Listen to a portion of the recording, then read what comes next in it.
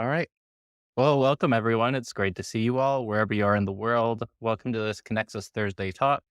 As always, I'm Zander Willoughby. I work on ConnexUs here at Search for Common Ground, and I'm really excited to be your host today. If this is your first Thursday talk, welcome.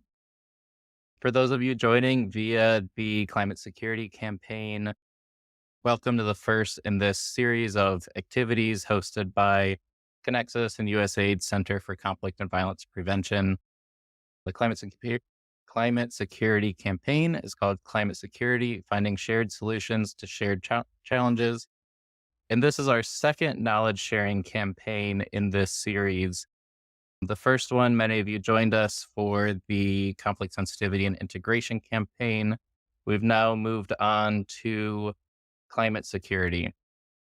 As always, this is an invitation both for a series of activities like ConnexUs Thursday Talks, discussion forums on ConnexUs, shared resources, featured blogs. So that's both content that we have put out and sent out, but also heavily relies on you, the audience, and the community to share your resources on ConnexUs so that we can send it out and foster collective learning. Before we get started, I want to plug two important activities in particular, and you'll see this in the chat soon and also in the follow-up email or show notes. The first is our featured blog, Integrating Climate Security and Development Practice, which we just published, written by Katanga Sayuba and Karen Meyer of the Stockholm International Peace Research Institute. You'll see a link of that soon. It's a really great piece. Really keen to hear everybody's thoughts on that. The second is an opportunity to influence or inform USAID's climate security strategy. So in the discussion forum, as always, chat in the show notes, you'll see the question, what innovations or lessons have you identified in your work that you think USAID should be incorporating into their efforts to address the joint challenges of climate change and conflict? So this is a really great opportunity to plug your thoughts, share your opinions. If you've done research on the topic, if you're interested in further discussion, to share that over. As a note, these sessions are recorded. During the Q&A session, you're welcome to ask your questions out loud, to share thoughts and opinions. If for safety and security concerns, you would like to be edited out of the recording, which will be posted on YouTube and on ConnexUs and shared out, just send me an email and we can edit that out. Not an issue there. When we get to the discussion, there are two ways to participate. The first is the raise your hand function. At the bottom of your bar, you should see a hand. Raise it, then I can call on you. The second is the Q&A function on your GoToWebinar dashboard. You can put your questions in there. I'll direct them to the relevant speaker, share them with the audience, etc. So with housekeeping aside, I'm very excited to be joined by Dr. Daniel Abrahams. Daniel is the Senior Climate Security Advisor for the Bureau of Conflict Prevention and Stabilization at USAID. He's going to set the stage for us, introduce our speakers today. And Daniel, I'll hand it over to you. Thanks so much, Zander, and thanks for all the work that you've done in supporting this campaign. And a big thank you to many of the USAID folks who are behind the scene, because they really deserve a real round of applause, but we'll take virtual. So I'm really excited for this series, and I'm very excited for this panel because it continues to reframe questions of climate security beyond just a matter of risk, and really starts to hone in on what it means from a programmatic lens. And that's really the emphasis of this broader ConnexUs campaign, and certainly the climate security series of what does this mean programmatically for those that are working directly with communities most acutely affected by the joint challenges of climate change and conflict. And just a second on USA approach to climate change and security. To the extent possible, we really emphasize these as joint challenges of climate change, of conflict, of individual level vulnerabilities. And I see that as an important distinction because it necessitates that we not only consider the potential of climate change to affect patterns or risks of conflict. But quite critically, how conflict affects climate change vulnerability. And underscoring that challenge is the fact that 75% of places USAID works, depending on how one examines the data, are affected or recovering from some form of organized violent conflict. And we know climate change is a stressor of other systems.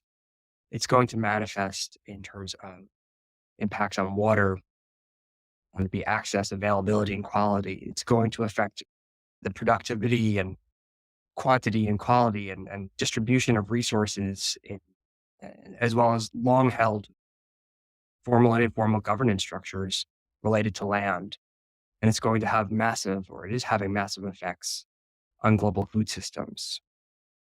Understanding that that is where those systems, where the rubber meets the road, is essential for understanding what it means to address the joint challenges of climate change and conflict.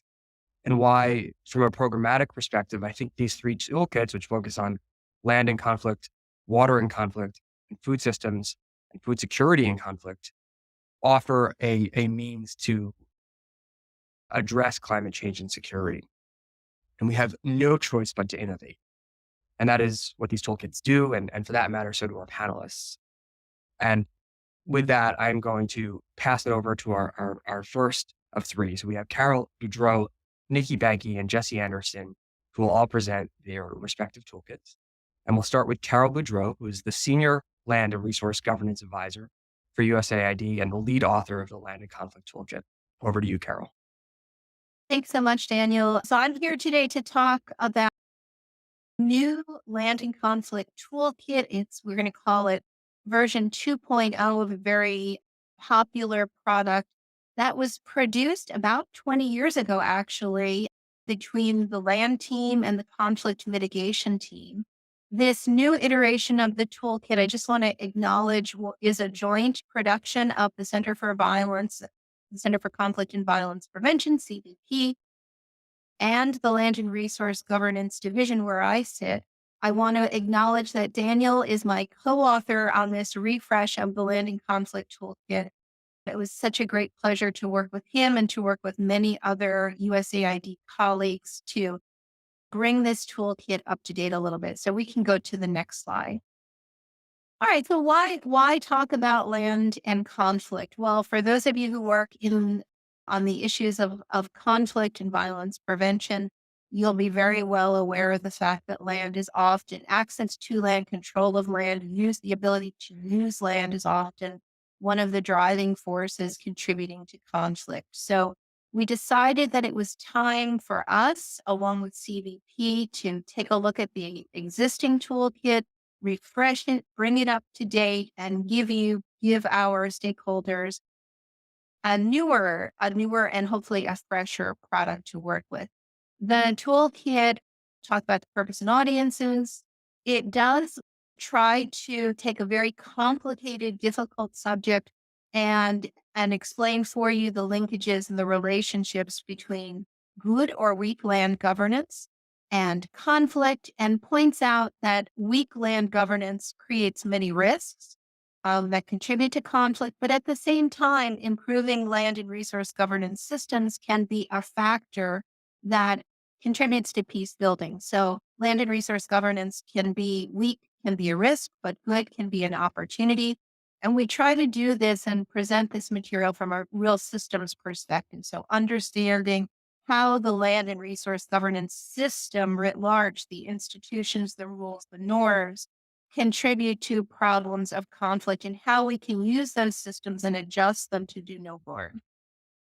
Our audience for this toolkit is you, whether you're USAID staff, our mission staff, whether you're with a different development organization, whether you're with our implementing partners, or a member of civil society. We hope it's a broadly applicable toolkit, and we hope it'll help you do things like support strategic planning, whether you're working on a CDCS or whether you're doing program design and thinking about how it is that you can address land issues through that programmatic design. We provide some materials to support monitoring, evaluation, and learning, which I'll talk about in a moment. And then we have at the end of the toolkit, the thing I'm most excited about, which is our rapid appraisal guide, which can help you to do an assessment or complement other assessments that you're doing to better ensure that we do no harm in our work. I have a link up here on the screen if you're able to see the screen to the toolkit, and I want to warmly encourage you to take advantage of that and take a look at our new toolkit. We're very proud of it. So we can go to the next slide. And on the next slide, I'll tell you what the main sections of our toolkit are. We talk about key issues, lessons learned. We examine a couple of recent programming options to explain for you how you can address issues like tenure insecurity or displaced populations through programming. We have a fairly long section on tools and resources. And then, as I mentioned just a moment ago, we have that rapid appraisal guide at the end. So we can go to the next slide. And so what's new in this version 2.0? Well, 20 years have passed. Some things are the same, but some things have changed. And certainly for USAID, one of the things that's changed is that we are a climate agency now, and thinking really carefully, as Daniel just noted, about climate and linkages between climate and security. So I think what you'd see that's new in the toolkit, and I encourage you to explore it, is a much stronger focus on climate and conflict. And so we touch on issues such as how will resource availability contribute to or have the potential to contribute to conflict related to access to land or access to water or access to natural resources found on land. We know that climate is contributing and climate change is contributing in really powerful ways to migration. So if you think about migration, migration is intimately tied to land issues, whether people are leaving land behind, and people who are left behind have challenges around securing the lands that they're still holding, or whether people are moving into new areas and need to integrate into host communities. The ability to secure tenure in those situations can be challenging.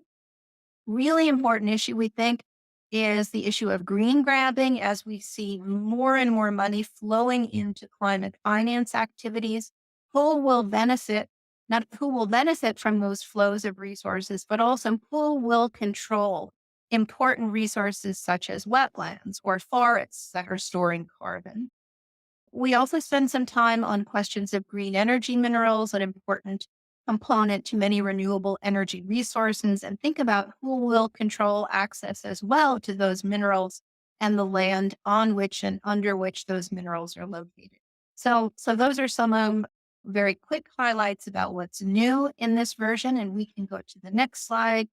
And I'll talk to you a little bit about the key issues that we discussed. So obviously, this is a big topic, land conflict. This toolkit is not meant to be completely exhaustive. Rather, it's meant to provide some good dives into a couple of key issues. And you can see them listed here. I won't name all of them, but I will note that we think it's very important to be looking at issues of human mobility, that is movements of people across places and across time, some movements which can be circular, other movements away from rural areas into urban areas or through rural areas. For example, a herder and farmer conflict might be an example of human mobility that leads to conflict associated with access to or control of different land-based resources.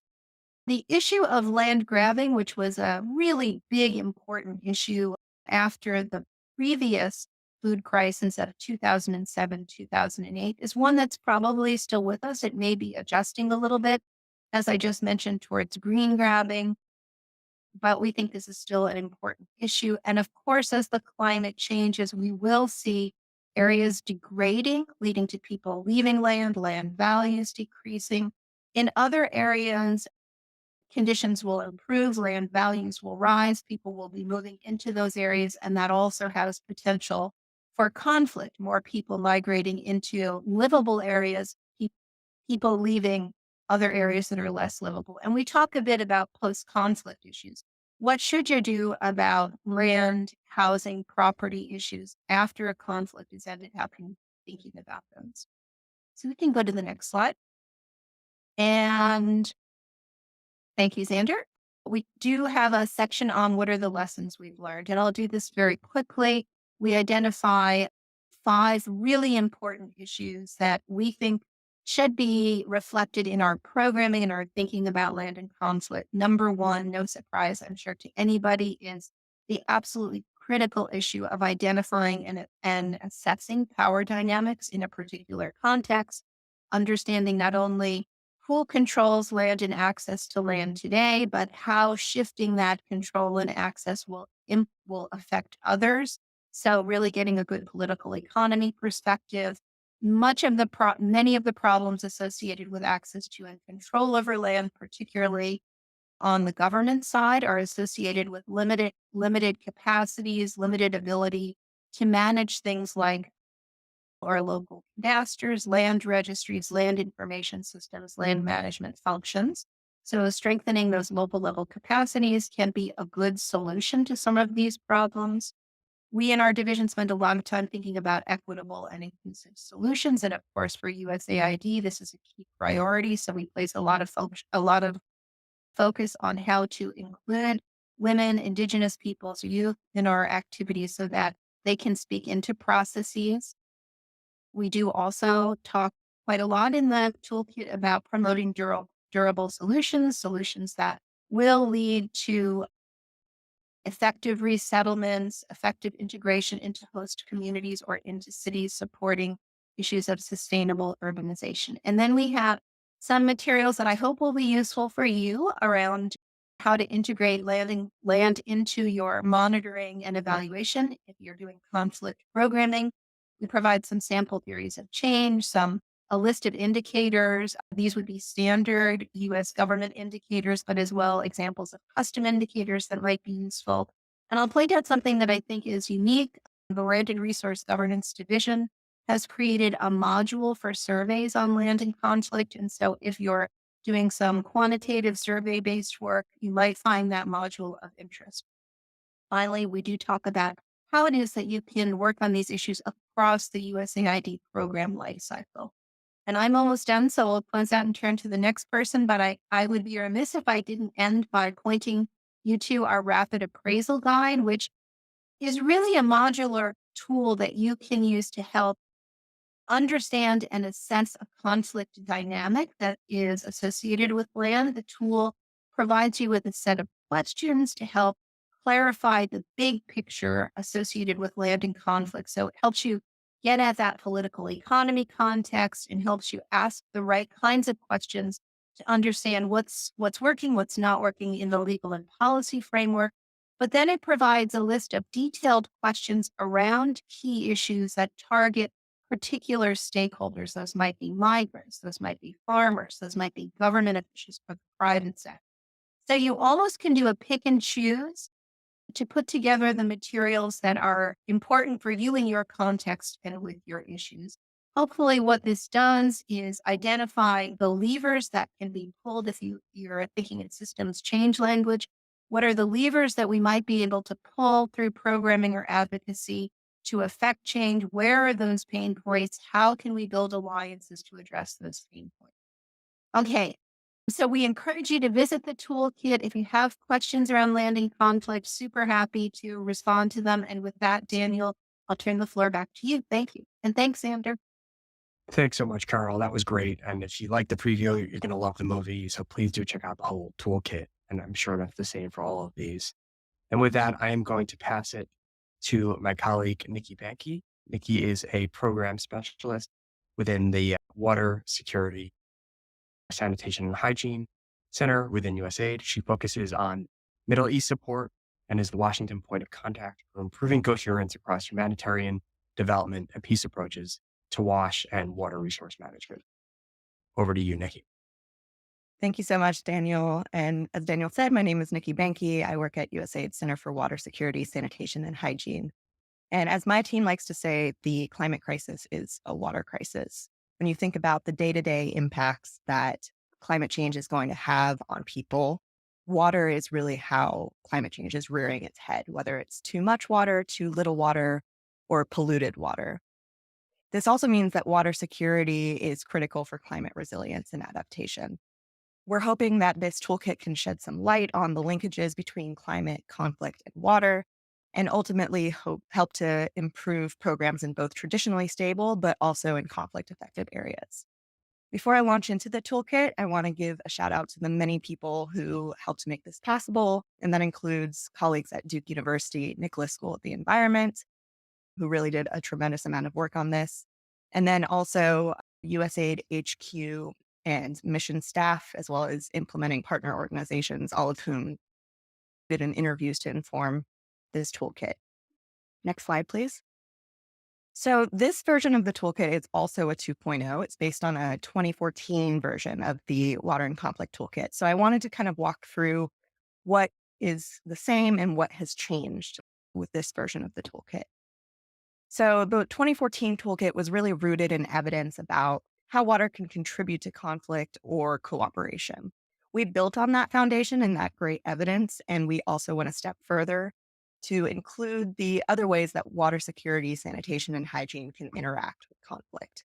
This includes guidance on how conflict affects WASH service delivery, as well as more detail on the links between water security and peace building and stabilization.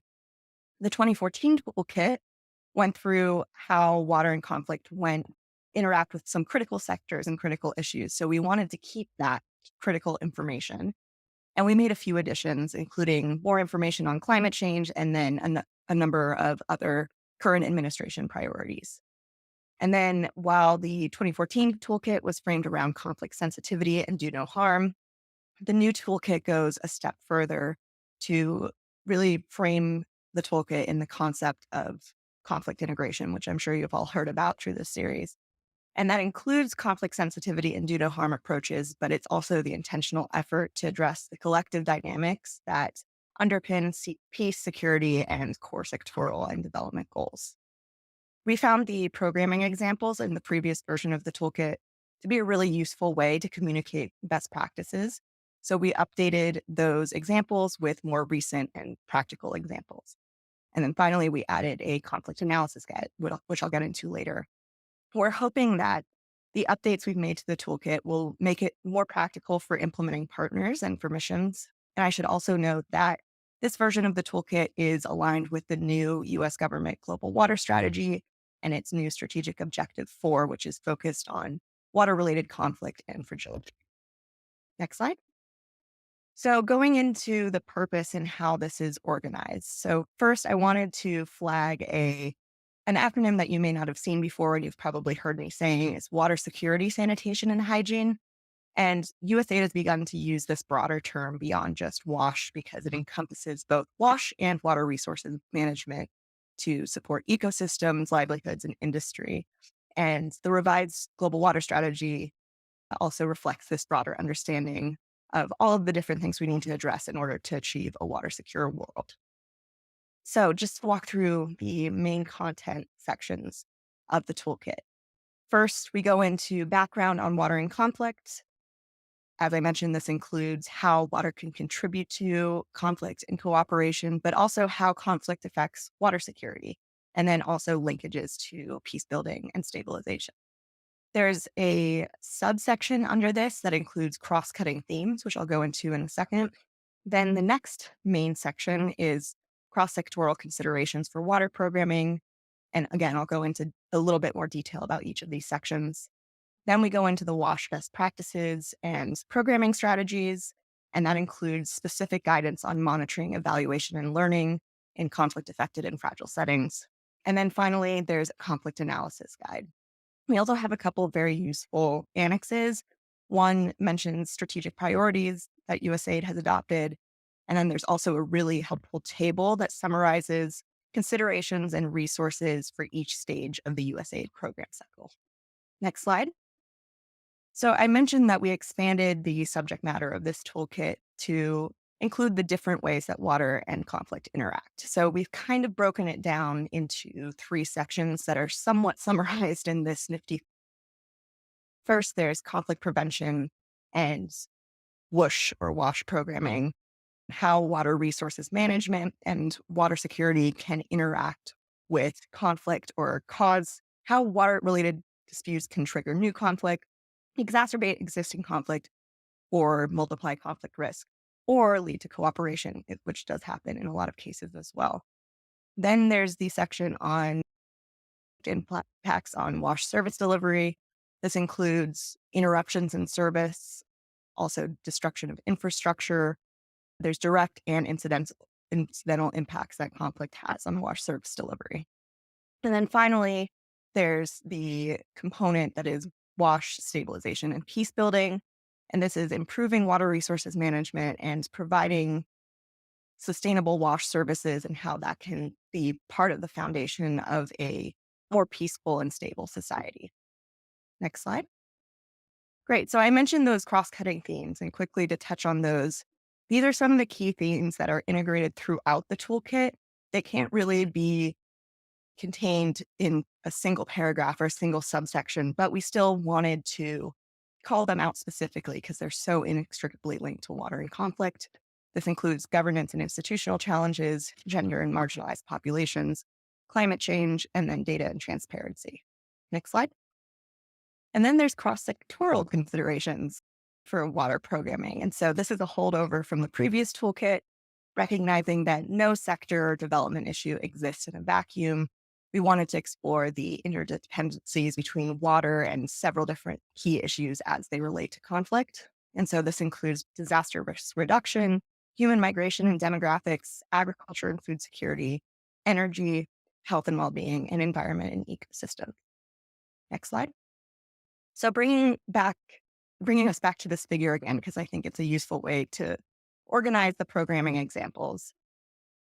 We recognize that plenty of programs and contexts don't fit neatly into one of the three categories that I described earlier, but we have three really strong examples of best practices under each component. We know that no two contexts are alike, no two conflicts are alike. There's sudden conflict, there's acute conflict, there's protracted conflict, but we do hope that these success stories give you at least a starting point for WASH programming, no matter what stage of conflict or stability you're operating in. So this includes several great examples for conflict prevention, including Nigeria, Kyrgyzstan, and Southern Africa. And then in conflict-affected contexts, we had the Philippines, the Sahel, and South Sudan. Then for peace building and stabilization, we had Haiti, South Sudan once again, and Jordan. And so we got a good geographic distribution. And I really feel great about how strong these examples are for applying to your context as much as you can. Next slide, please. So the last thing I want to highlight here is the new conflict analysis guide for water security, sanitation, and hygiene programming. Conflict analysis is a really important tool that's increasingly being recommended for USAID programs.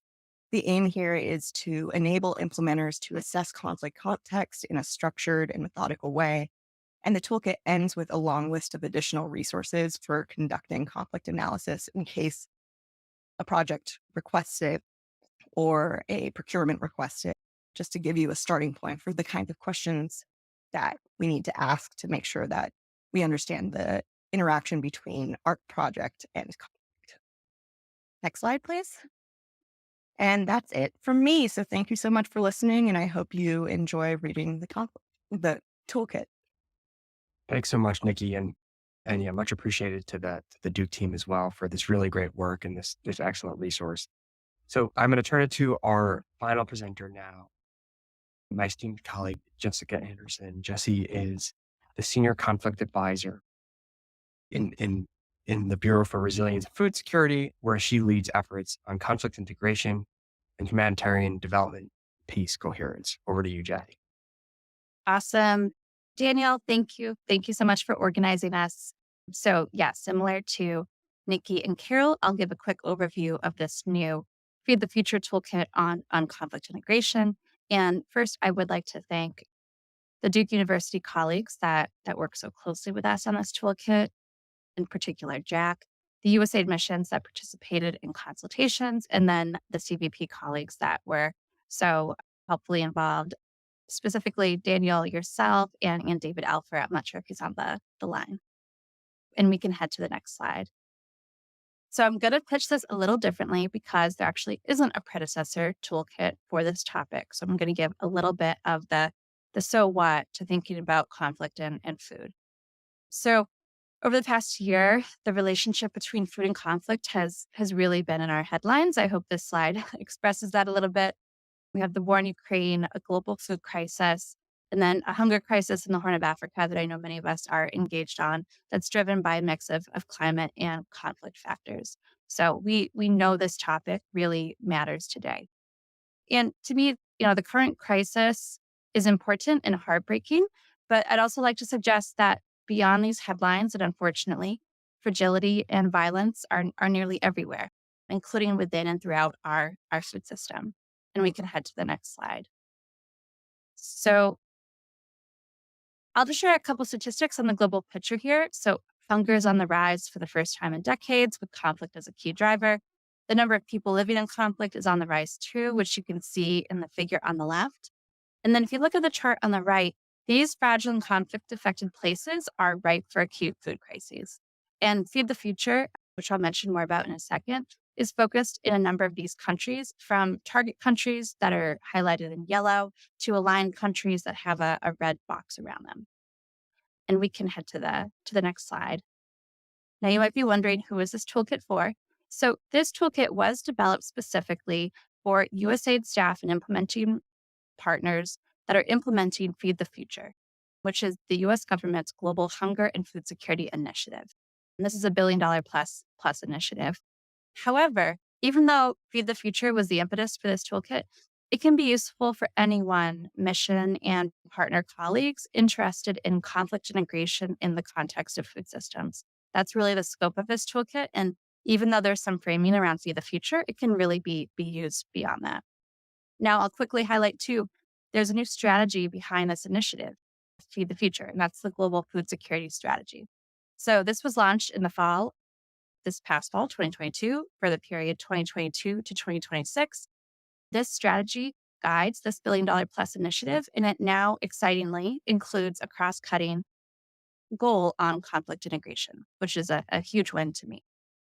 So we can head to the next slide now. So now I will focus on what is in this toolkit.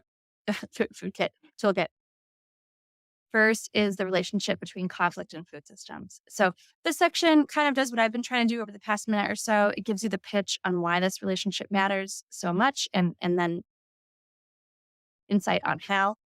In short, I'll just say, the better we understand the connection between conflict and food systems, the better we can meet our Feed the Future goals, while also contributing to a more peaceful world. It's a win-win, and we know this matters.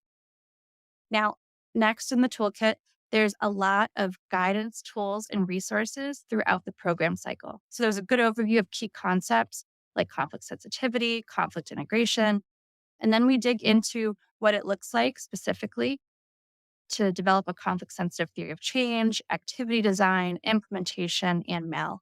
And this section includes examples from distinct contexts. So we weave throughout examples from Kenya and Honduras, for instance, throughout these sections, as well as these in-depth examples and diagrams from particular parts of the food system. Those include nutrition-specific interventions or markets and livelihoods, or working with the seed system, for instance. So we just try to paint a picture of exactly what it can be looking like to integrate conflict. Now, the next section has a lot of programming examples. And this is really, everything needs to be driven by the local context. However, to inspire that work in whatever context you're in, we provide a lot of information on different kinds of scenarios, different kinds of conflict drivers. For instance, from resource conflicts to lack of public trust, to low social cohesion, to lack of economic opportunity, and really walk through the logic behind a range of activities that have been successful in addressing those drivers. Now, the next section focuses on resilience in conflict. So resilience is one of the 3 key objectives to the Global Food Security Strategy. And so this section digs into the resilience framework, which can really be helpful for folks who are thinking about climate and conflict together. The resilience framework thinks about risk broadly, and it can be helpful for thinking about conflict alongside interrelated and compounding risks, such as climate change. Now, the next section, the last section I'll talk about, is a series of mission case studies. We're very grateful to get 5 missions to have a series of consultations with us on how they're integrating conflict across their portfolios at the country level. So this moves beyond specific activity designs, and it's really focused on things like missions, organizational structures, strategic approaches, training, different approaches they're trying that extend beyond a particular activity. And we can head to the next slide. Now, Zander, I'm so sorry. I think this involves a lot of clicking. Maybe click 3 times. Perfect. Okay. So, and one, we'll go back one. Apologies. So I'm just going to give a quick example from Nigeria for what it might mean or look like to utilize this toolkit. So Nigeria is such an important country. 1 in 4 Africans is a Nigerian, but it also has really distinct but overlapping kinds of fragility and violence taking place throughout the country. Now, the toolkit provides a general way to think about conflict integration in all of the different contexts of fragility, conflict, and violence going on in Nigeria. The content from across the program cycle applies equally to each geography, and it really gives a good baseline set of tools for any context. But then that section on programming examples can be really helpful for the diverse and specific needs and conflict dynamics that might be going on. So for instance, we might be worried about urban protests and election-related violence in one part of Nigeria, as we have been over the past few months. But then perhaps in the Middle Belt, farmer-pastoralist conflict, different kinds of intercommunal conflict, and then violent extremist organizations in the Northeast and increasingly heading into the Northwest. So the toolkit both provides general approaches that really do apply in any context as a way to think about these issues, but then some of those specific programming examples that help paint a picture of what this would look like in different contexts. Then those mission case studies, they take a step back again. So for instance, how might USAID Nigeria address these diverse contexts together? What have other missions done at the portfolio and strategic level to be thinking about all of those different contexts together at once? So that's just a bit of insight into what that could look like. And then if we head to the next slide, I'm just going to quickly give a programming example of what it looks like to integrate conflict in a particular activity. So TerraV is a water security and resilience activity under RISE 2 in Niger. In the refine and implement stage of this activity, folks learned that 2/3 of conflict in Niger was related to farmer and pastoralist disputes, and they're expected only to rise due to climate change. At the same time, they learned national rules developed in the 1990s to guide natural resource management in programming areas ended up disadvantaging pastoralists. So, that's that key piece, that first key piece to conflict sensitivity, understanding the context. The second is about that 2-way relationship between the context and the intervention. It was clear to TerraV that meeting NRM goals was impossible without addressing conflict, and that they needed to address this conflict at all levels, from local to policy levels. Now, the third piece is to adapt accordingly, to be moving ahead with those insights. So here's what they did. To make sure all people have equal access to resources, TerraV worked to secure grazing land and animal corridors through these really participatory processes that brought users together to agree on how to manage resources. They led to local conventions and bylaws between these groups, farmers and pastoralists, to manage resources. They even used a local popular radio station to share this message with people who couldn't attend. And then importantly, to address that national policy level aspect, TerraV trained land commissions and supported new land tenure policies at the national level. So what that ends up meaning is that we get an activity that's really thinking about these shared dynamics of peace, security, and sector goals. The bottom line is we know dynamics underlying these goals are one and the same. The shared information and rules and collective action that this activity created is crucial for all of these goals. And ideally, reducing conflict can create a virtuous circle. It paves the way for future economic and interdependence and collaboration that again serves all those goals together. So I'm going to pause there because I know the most important part of this is excellent conversation with the audience. But yeah, the last thing I'll just flag quickly is that this toolkit is not available yet. It has been approved, but it's in the design phase. So please look out for it in the coming weeks. We look forward to advertising it broadly and getting your feedback. Thanks. Thanks so much, Jessie. So I am struck by how well this group was able to effectively and efficiently communicate how to use really complicated, what are effectively manuals for addressing a host of different issues. And as Jessie highlighted, the most important thing and sort of the underlying point of this campaign is that we interact with you and that we think about, for those that are they're closest to these issues, how we can support you in addressing the joint challenges of food security and conflict, of water and conflict, and land and conflict. So I do encourage you to raise your hand or to come off mute or to post your questions. And if Zander, there's any there, please feel free to come off mute and jump in. Over to you, Zander. Looks like you're coming off. Great. Thank you, Daniel. And thank you, Karol, Nikki, and Jessie for sharing the toolkits, running us through those, and for the discussion that we'll have now. I see a couple questions coming in. Down at the bottom of your GoToWebinar dashboard, you'll see a Q&A function. You can put questions there or raise your hand and we can call on you and bring you off mute. There are a few questions in the chat about availability of the toolkits. The land and water toolkits are available. They're in the chat now. They'll also be in the show notes and in the follow-up email, and the food toolkit will come out shortly. Frederick, we had a question from you. Would you like to come off mute? If not, I can read it. Finding you in the queue. Go ahead if you'd like to ask your question. For Frederick? Oh, yeah. Can you hear me? Yep, go ahead. Oh, yes. Zander, nice to see you. Good to see Great you. to see you. Glad you're here. Yeah, I just caught up with Nikki's presentation. Thanks for all the beautiful presentation from all the speakers. But I think I noticed something on the cross-cutting themes in the toolkit. And I was wondering, in this age in this post-truth era, where we have a climate flooded with information, I was wondering how that toolkit could also be catering for those aspects of elements of the new era of pandemics that can potentially influence or either as an enabler or as a preventer of conflict when it comes, or even peace building when it comes to water resources and land.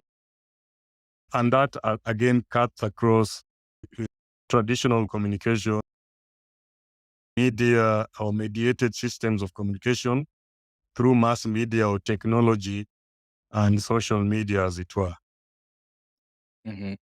Thank you, Frederick, and thanks for joining us. It's good to see you. Nikki, I'll hand it to you. Yeah, for sure. And I think, correct me if I didn't quite understand your question correctly, but one aspect of it was kind of in the chat said kind of why climate was considered to be a cross-cutting issue and like not integrated into the ecosystem's cross-sectoral issue. It's a little confusing because there's both. So the reason that climate is cross-cutting is because it shows up over and over again throughout the toolkit, including in the ecosystem section. So just to allay your fears, that's definitely, the ecosystem section, and pretty much every section of the toolkit goes into detail about how climate change can be a risk multiplier, or there are ways to mitigate conflict while also addressing the impacts of climate change. On the issue of post-truth, I totally understand what you're talking about. Yeah, so data for decision making is also a really important component of the toolkit. That's why data and transparency was also considered a cross-cutting issue. So we definitely highlight it in that sense. We don't specifically address the role of media, only because this is meant to apply to USAID program cycle processes. And so media is relevant, but it's not necessarily directly connected to like program design. So But it's Nikki, just sorry for cutting you short. What I mean, by the way, I'm a professor of media and security studies, and in media and security studies, we often are seeing media coming into the apex of even climate change solutions or even climate change problems. Well, for instance, remember Donald Trump denied the climate crisis, and it was blowed up, with Fox TV, Fox News, and all that.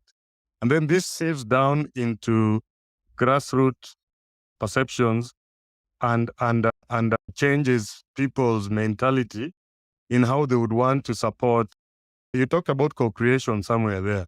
So when you want to co-create with folks on the ground who have already been brainwashed, just excuse me for using that, or influenced into believing that the climate change is a hoax, then it means the chances of success at that level are also in jeopardy.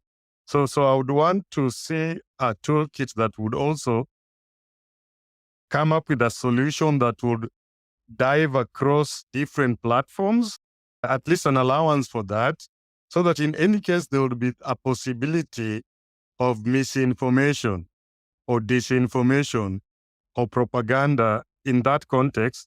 Then that cross-sectional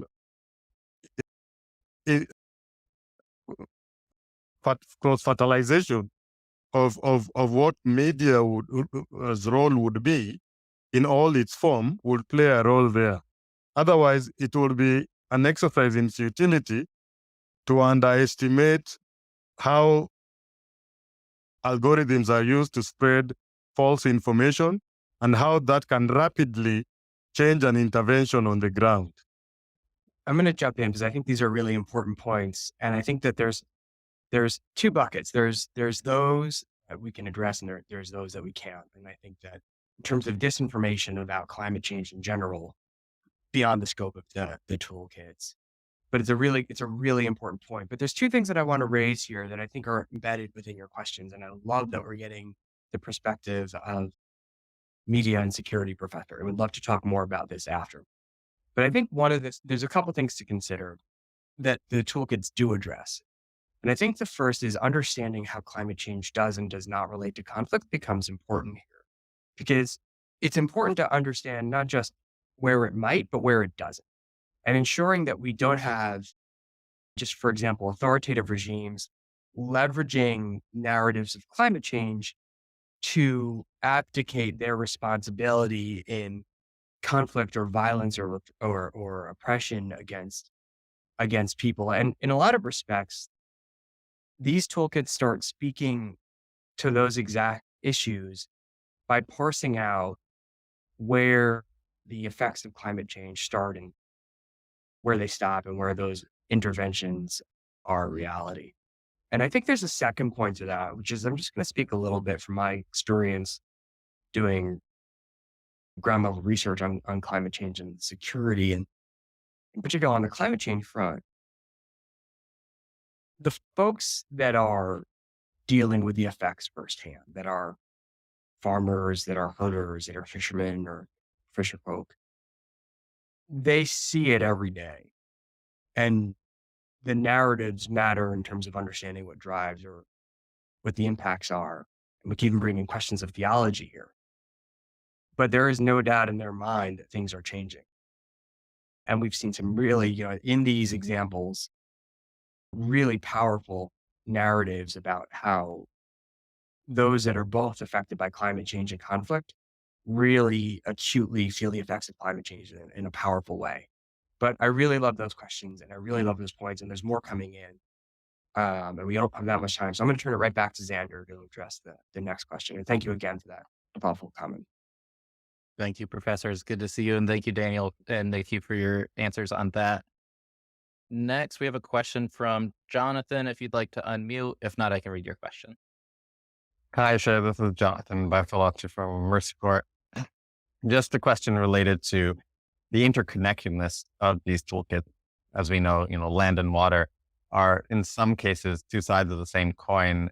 And I was just wondering whether there were plans on USAID's part to combine these toolkits in a way for those looking to make a more, say, holistic assessment or looking to look at these issues concurrently.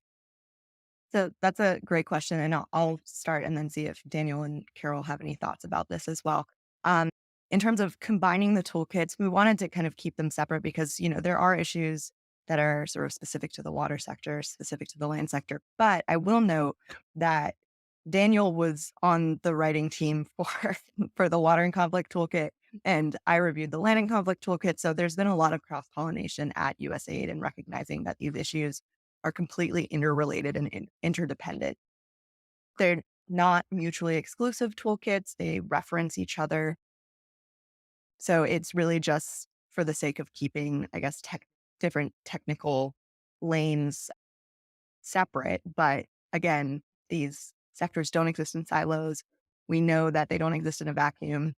So that's why we kind of shared technical expertise across our centers in developing these toolkits. So while they are separate toolkits, they're informed by each other, and a lot of the same people are working on the development of these free toolkits. Don't know if Daniel or Karol want to add anything. Yeah. Thanks so much, Nikki. And thanks, Jonathan, for that question. I think Nikki really captured the spirit here. We understand, as you point out, that these are closely related issues, as you said, like the flip side of the coin in a lot of ways or in some contexts. I think one of the reasons why I emphasize that the land and conflict toolkit is almost a modular tool is because you can pick out components maybe related to land degradation that might be associated with water or other issues that might bring out that water concern when it comes to land a little bit more clearly. So I think they probably stay, as Nikki said, distinct, but very much informed by each other. And I think you can pull pieces from each one to help inform the programming that you're doing. I think overall, whether you're working on biodiversity issues, whether you're working on climate issues, whether you're working on agriculture, agroecological or food systems issues, having that integrated approach, we feel leads to much more sustainable programming. So if you can integrate land, water, ag together, as some of our programs are doing now, we hope we see more sustainable outcomes. But really good question. Thank you so much for the question. Thank you for the question. Great answers. I'll hand it to Chantal. Let me find you in the queue. There you go. Go ahead and unmute. Thank you, Zander. Yeah, thank you very much for the presentation of the toolkits. They sound super interesting. But I was really interested to understand, how are we expected to use this toolkit? Is it during the design phase? Is it during if we're implementing projects that are on wash and land? So, and who's the audience for this? Thank you. I'm actually going to fold that together. If Neil has a similar question, if I can find you. Nope, not able to find in the queue, so I'll read it. It says, congrats to the CVP for the Land and Conflict 2.0 and Water Conflict Toolkit.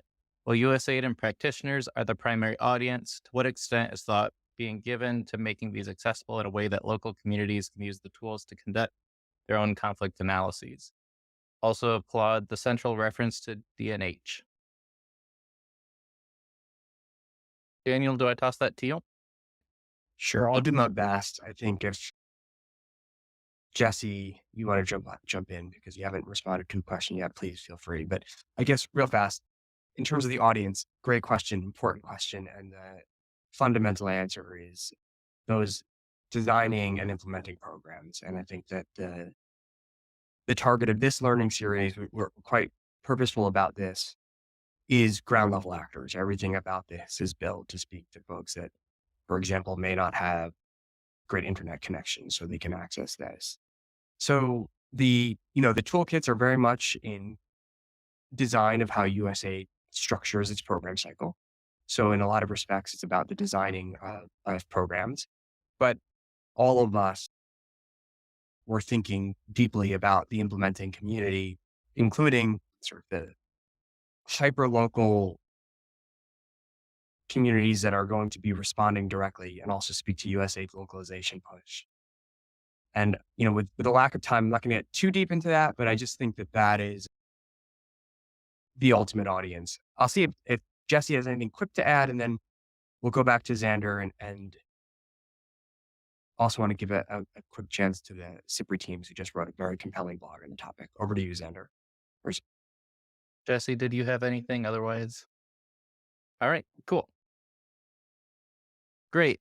I see the SIPRI team that just wrote our first featured blog in the campaign are here. I didn't ask them beforehand for permission. So if they're busy, no worries, I can pitch it. But if either Katango or Karen want to give a brief plug for the blog, if not, I will. No worries. Let me share my screen. Oh, go ahead. No, I'm not sure if Katungo is here. He would be the. Okay. Do you want to give a brief plug? Yeah, sure. If not Katungo, then yeah. No. So thanks to you, Zander, and the USA team to publish our blog on the platform today. The blog is actually a kind of a summary of a roundtable discussion that we had at the Stockholm Forum on Peace and Development last year. And the main purpose of that discussion that we would like to continue with this blog is to better understand what people working in practice on applying these types of tools that have been presented today, what they run into, because climate and security, it asks for a very wide set of expertise to be brought together, and that takes time. So that asks something from development practitioners, but also from the donor side. So that is what we try to highlight in the blog, and it would be really great to collect other views on this topic and to, as a community, see how we can further this approach. Thank you. Wonderful. Thank you, Karen. Apologies for putting you on the spot, but really appreciate the plug. And speaking of input, and while I'm sharing my screen, this discussion forum that I've also linked in the chat, specifically on how USAID can adapt its programming relating to climate security. We're very much interested in your perspective and your opinions and your expertise. As we're losing folks to other meetings, I want to toss it back to the USAID team. If you have any sort of one thing you want folks to walk away with, any final things to plug? I'm just gonna jump in. We're at time, so I'm gonna close this out real fast. Two quick points. One, the entire campaign is meant to be interactive. We want to hear from folks from different perspectives, who to the questions we received, who are closer to the ground at the moment than we are, who just engage with us however you can, reach out to us. And I think second is an extraordinary amount of thanks goes to the presenters. It was a lot of work putting these together, and they effectively provided an outline of how you utilize a manual that speaks to a broader tool, or three broader tools to that end. And just very proud to have them as colleagues and encourage you to utilize these resources and to reach out to us as needed. And finally, just a thank you to Zander and all the work you've done, and in particular, the folks that are joining us in the call. We value and appreciate your time, and thank you for being here. And just please do follow up as things come up, and do read that great blog and engage with the forum. Over to you, Zander. Perfect. Thank you all. As always, the recording will be up on ConnexUs and in your inbox as soon as we're able. The first two toolkits are already there. We're looking forward to engaging with you throughout the campaign and at future Thursday Talks. With that, I'll close it out. Thank you, everyone. Thank you.